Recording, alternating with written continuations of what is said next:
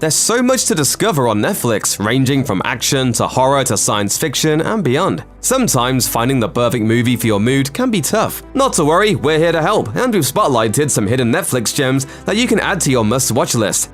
Fashion designer Tom Ford scripted and directed Nocturnal Animals, a mind-bending and deeply unsettling thriller in which the plot itself blends, interferes, and gets confused with a story being told by the film's troubled characters. Amy Adams plays Susan, an unhappily married art gallery owner who receives a fascinating novel manuscript called Nocturnal Animals, written by her vindictive first husband, Edward, played by Jake Gyllenhaal. The action in the film shifts to depict the book, a horrifying story about Tony, also portrayed by Gyllenhaal, a man whose car breaks down in rural Texas just before a gang of criminals kidnaps his wife and daughter and leaves him stranded. It's up to Detective Bobby Arndez, a strong but silent type, to help Tony exact his revenge. Meanwhile, back in Susan and Edward's world, viewers learn about the emotional devastation that led to the demise of their marriage. Neil Pond of Parade called Nocturnal Animals an artsy and grotesquely gorgeous, but hardly an uplifting tale. Think No Country for Old Men meets CSI West Texas by way of Twin Peaks.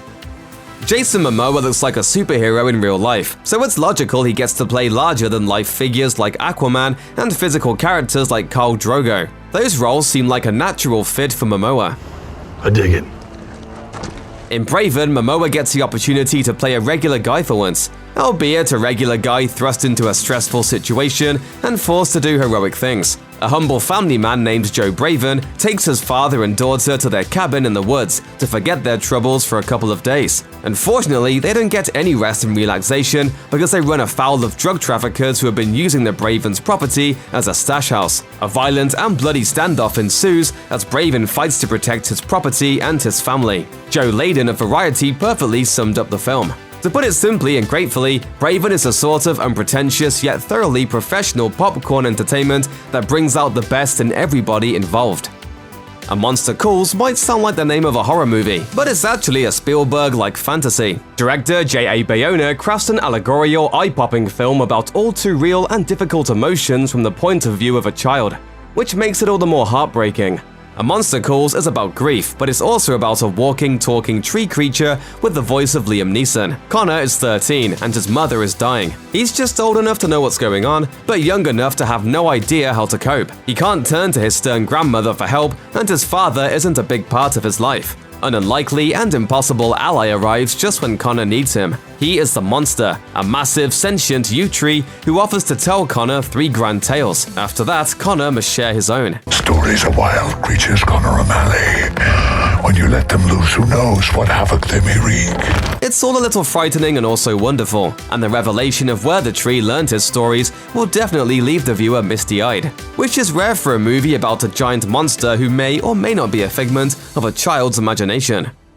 Television has been graced with many reality and game shows that pit a group of strangers against each other, requiring a vote to eliminate all but one last standing champion. Alliances are formed, but it's ultimately every person for themselves. The provocative and frightening 2015 film Circle takes the idea and ups the stakes considerably. 50 strangers, all facing execution, are placed in a darkened room and made to choose among themselves which one of them shall get to walk out alive. It's us. Us? What do you mean? We're choosing who dies. The sparse film's sparse 87 minutes fly by as various unnamed desperate characters passionately argue and bargain on behalf of their own futures while time and chances run out. Of course, they also have to fear immediate eradication by the wicked forces holding them in the room if they so much as move. John DeFore of The Hollywood Reporter wrote about the film, saying, "Circle keeps suspense alive, building to a final tableau that silently says nearly as much about human nature as does all the talk leading up to it." At the beginning of Elizabeth Harvest, the film seems like an examination of a newlywed couple's life. Henry and Elizabeth Kellenberg appear to be delicately adjusting to life as married people. Elizabeth moves into the wealthy and prominent Henry's beautiful, well-appointed home filled with luxuries and creature comforts. In the spirit of their new partnership, Henry gives Elizabeth free reign over his house and suggests that they'll live in wedded bliss so long as she doesn't go poking around one mysterious room in the basement. That sounds ominous. Naturally, Elizabeth can't help herself and investigates the Forbidden Zone. This is when the film takes a turn and gets really interesting. She discovers a shocking secret that sends her down a mysterious path filled with danger and intrigue. With elements of science fiction and horror, Elizabeth Harvest is a dark fairy tale that explores man's darkest impulses. War movies are, by their nature, action movies. The best ones recreate true events with emotional honesty and visceral realism that exposes viewers to an approximation of the nightmarish world of combat. The Outpost is such a movie, taking place during the Battle of Kamdesh, a crucial and deadly 2009 event in the ongoing Afghanistan War. At the Keating Combat Outpost, set in a valley of 3 mountains, outnumbered American soldiers fight an onslaught of well-armed Taliban combatants. Presented as a series of episodes, The Outpost doesn't just recreate an epic battle from recent history, but it tells a story which allows the audience to get to know the characters. The members of the troop are mostly just regular, decent people thrust into a difficult and clearly terrifying situation, with everything leading up to the can't look away battle scenes. In fact, Matt Fowler of IGN described The Outpost as a cleverly and respectfully crafted war film. Knock Knock is a home invasion thriller with a couple of twists. The criminals have an important, if cynical, lesson to teach about the baseness of men. And it's also one of the few movies where the universally beloved Keanu Reeves plays an unlikable character. This dread-inducing and quick-moving 2015 thriller from writer-director Eli Roth begins innocuously with a knock on the door of the beautiful home of seemingly happily married architect Evan Weber. Because of work obligations, he's home alone with his dog, Monkey, over Father's Day while his family takes a quick vacation. Genesis and Belle, 2 young flirtatious women, played by Lorenza Izzo and a pre-Knives Out Ana de Armas, gain entry, claiming to be lost and looking for a house party. Not everyone would just let 2 total strangers into their house these days. Well, you don't look that dangerous. The women aggressively come on to Evan, and he eventually gives in to his base carnal urges, and that's when the terror and violence begin. Knock Knock is actually a light remake of the 1977 B-movie Death Game, which has gained a cult following in the years since its release.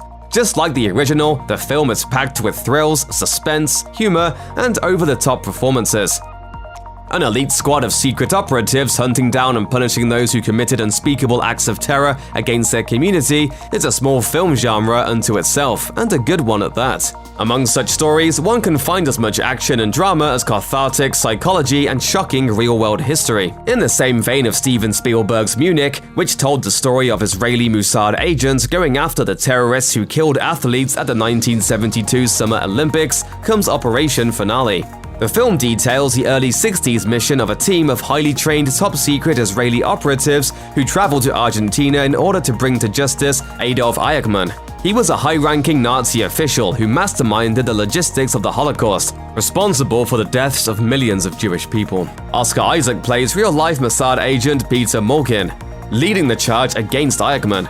M.V. Moorhead of Phoenix magazine called Operation Finale crisp and absorbing and satisfying, both as a thriller and as a moral drama. On one level, viewers know exactly what they're getting when they click on a movie called Vampires vs. the Bronx. We got vampires in the Bronx. It is indeed a violent tale of creepy bloodsuckers hailing from Eastern Europe in the classic vampire movie style. But this time they're in a modern-day urban setting, specifically one of New York City's 5 boroughs. However, Vampires vs. the Bronx is so much more than that. It's a socially conscious celebration of Bronx culture, the story of a bunch of smart and capable kids coming together to save the day, and a deeply satirical horror comedy. The vampiric real estate agents at the center of the story represent wealthy individuals and businesses that want to gentrify older neighborhoods, and a scrappy bunch of young people have to stop them before nothing is left and no one is alive. Don't go there, Ma. He's a really bad man.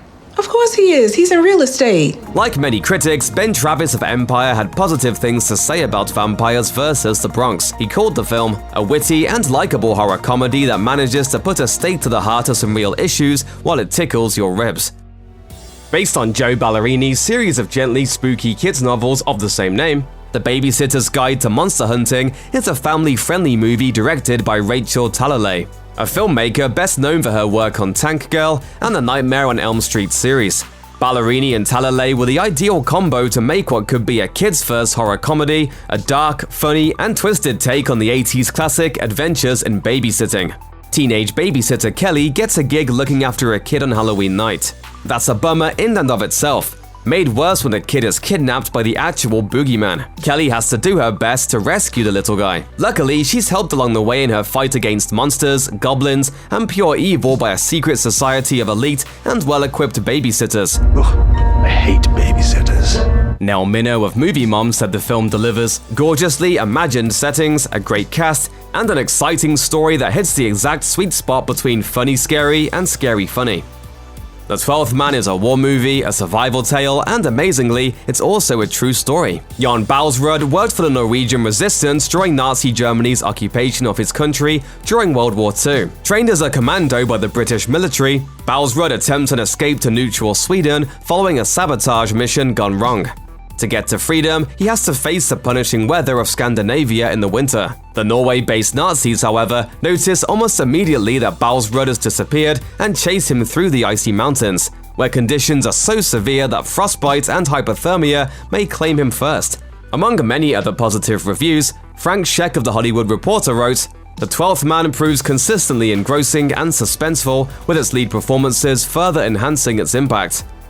The best horror movies consist of a lot more than just a few jump scares and some terrifying form of bone-chilling menace. The good ones reflect and comment upon the everyday things that trouble human beings. Little Evil is that kind of movie. It's a horror comedy with the emphasis on comedy, about an eager-to-please guy who marries a woman who has a son from a previous marriage. He's desperate to connect with the inscrutable little guy so his relationship can thrive and they can all come together as a happy family. That's a difficult task, as the kid is actually the spawn of Satan, and he's not afraid to unleash pure evil and terror on his well-meaning new stepdad. And that's where the horror comes into play. That and with a creepy hand puppet named Leroy.